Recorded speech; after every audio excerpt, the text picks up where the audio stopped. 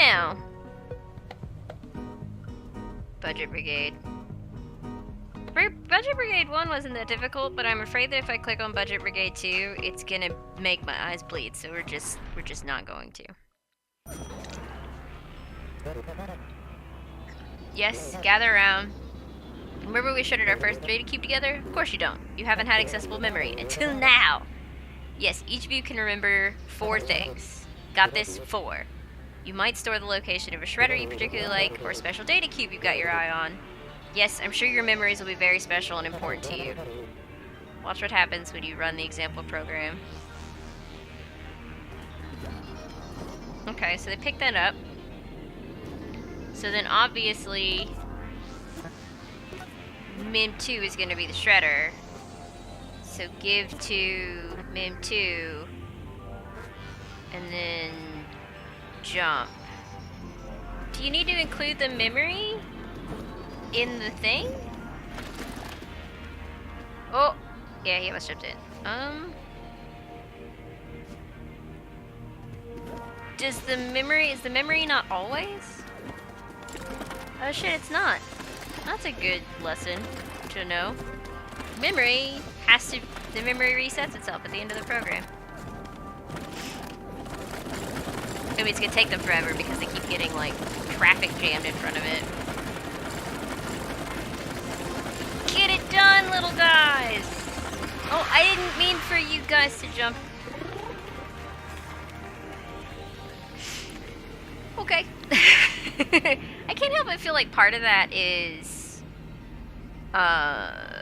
luck. Maybe not.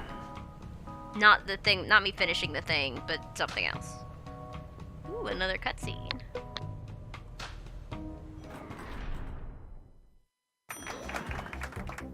You might be wondering, how does she stay so fresh and flirty? Or hey, that handsome guy in the tie, is he a pneumatic excavator? Because he's pumped. Let's all take a break from flexing our brains and work on flexing our bodies. Today we're going to learn aerobic exercise with Alice, Betty, and Carol. And Pablo. Hey.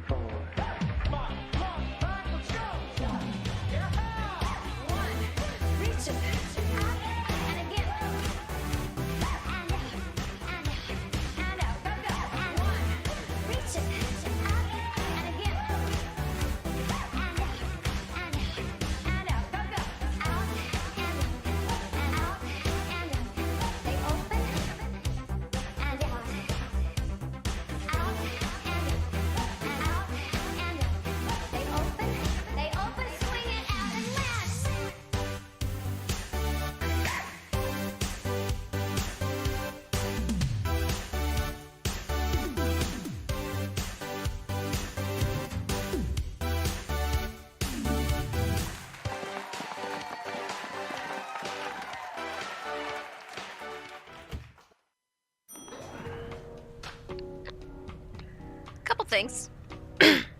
What the fuck? And ow, my seizure. I didn't actually have a seizure, but some of those fucking I should have played with some lights on if I knew that was gonna happen. Alright, let's all take a moment to reflect. Do you feel that tingling? Yes, that's the feeling of memories forming in your little heads. Yay! So let's make sure we really blaze a path through our neurons. Come get these data cubes over here. There's exactly one for each of you. How nice. And shred them. How can I find my way through this maze? Shred all data cubes. The solution here is identical to the solution in the previous room. Try it. Notice how your workers will automatically find their way to something they've stored in memory. Even through a complicated maze, this is the future. Okay. So if memory 1 equals the nearest data cube, pick up, oh wait, and then memory, the nearest shredder is memory 2, pick up memory 1, give to memory 2, jump, go all the way to the top. Because apparently they don't retain the memory. Like a fucking snake. Am I supposed to stop them from jumping into the... No? Okay.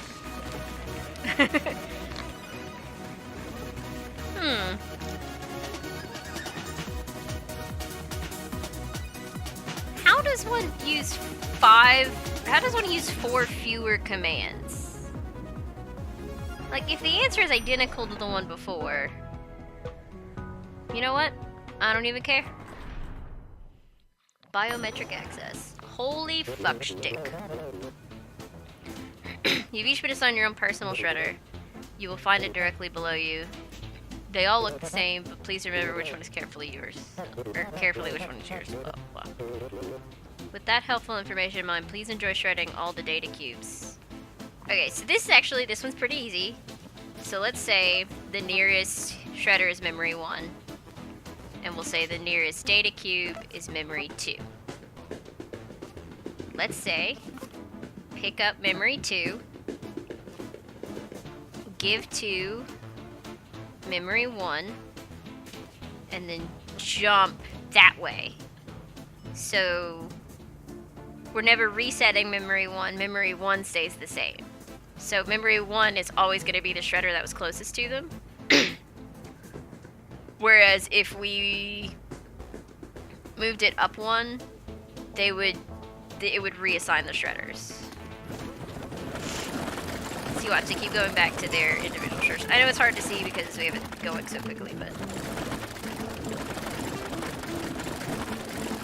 it's just the game teaching you how memory works, man. Watch the next puzzle be like, they're jumping into the shredders. I could probably work to stop that, but I won't. Pretty sure this is all population control anyways, so. Fill the floor. Sending it to that printer over there. Workers, I need you. Please fill the floor with pages from the printer. Don't worry, I'm sure if you work hard and impress the right people, you'll get an email one day too. Alright, let's say nearest data cube, or nearest printer. So take from mem1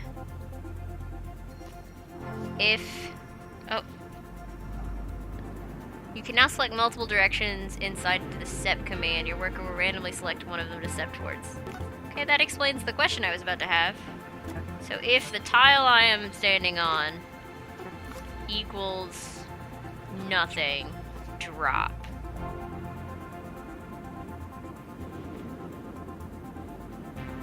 Else, step in some random fucking direction. And then jump to the top.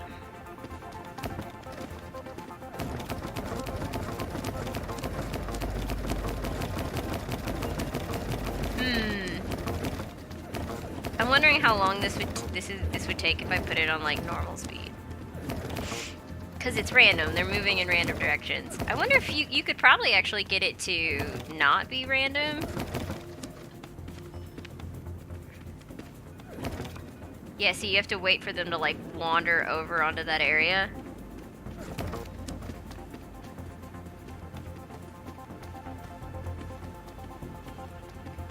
Oh, I could probably get them to stop bitching.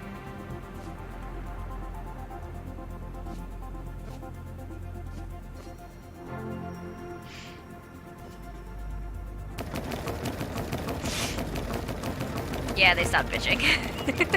I put my jump command like way too far in the other direction. It's like they were trying to redo the whole thing over and over again, so it was still accomplishing the same goal. They were just screaming about it.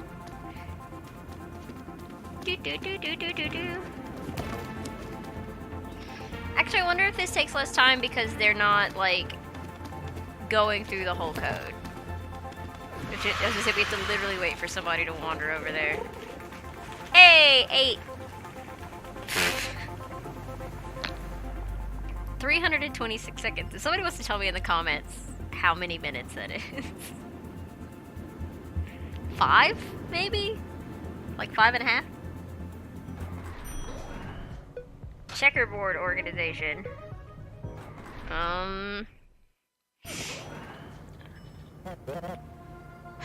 No more sloppy printing. Yes, I enjoy sophisticated data patterns. I'm going to print out an important document here. Would you please take its pages from the printer and fill the floor with a checkerboard pattern? That should leave some nice unoccupied tiles. Blah blah blah. Fill the floor with a checkerboard pattern.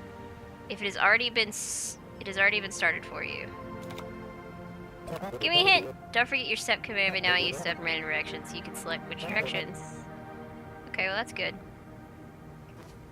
Alright, so nearest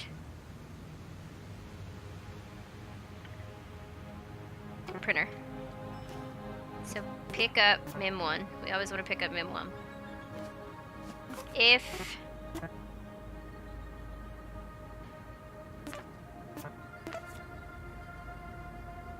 is nothing.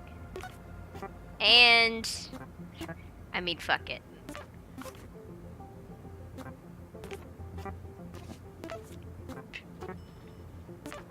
I mean, let's do this. Let's go clockwise.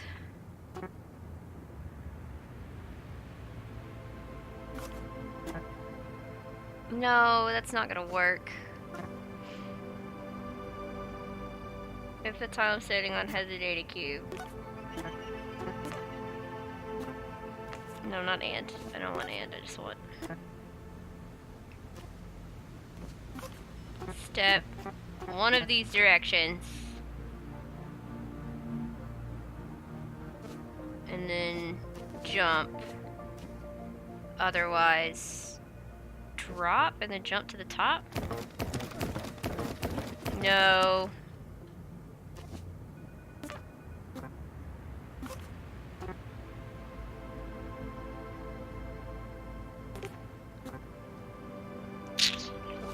Okay.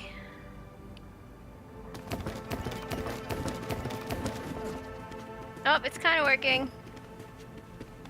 Except this jump doesn't go far up enough. Okay. I'm pretty sure this is a super convoluted way to do this, but oh no, what if they all fall in the holes?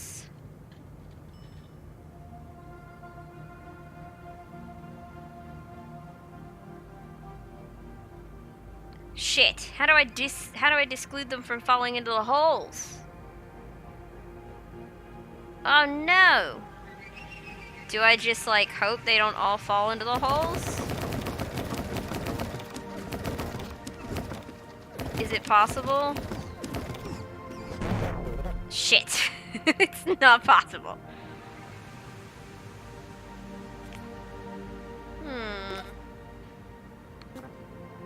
Let's see. Let's go there. It's not a hole. Or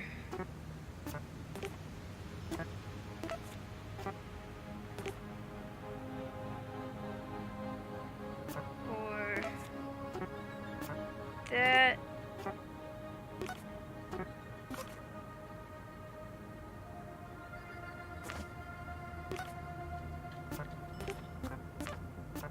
Let's say if they are holes. If or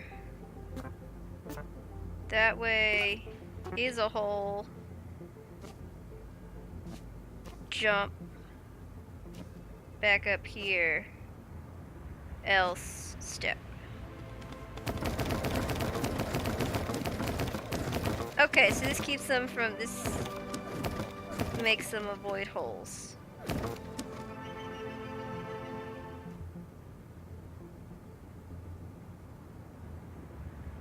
Let's see. Take from memory 1. Step to memory 2. I know I've got that right.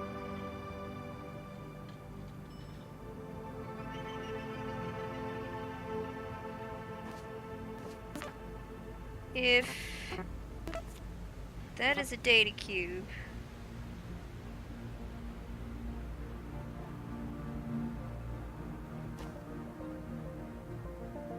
step in some direction, otherwise Step a direction. Jump. Oh no, wait. If it's a data cube, you want to step in one of those directions. Right, because if I'm stepping on one and I move to the left or the right, there's not going to be one there, but if I'm stepping on one and I move...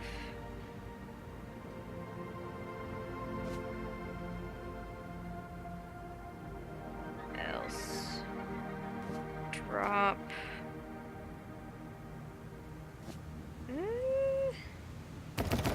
Let's try it.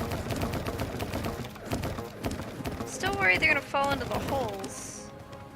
Oh no, they won't fall into the holes because... Oh, come on guys, wander over that way. They don't fall into the holes because the holes aren't lined up that way.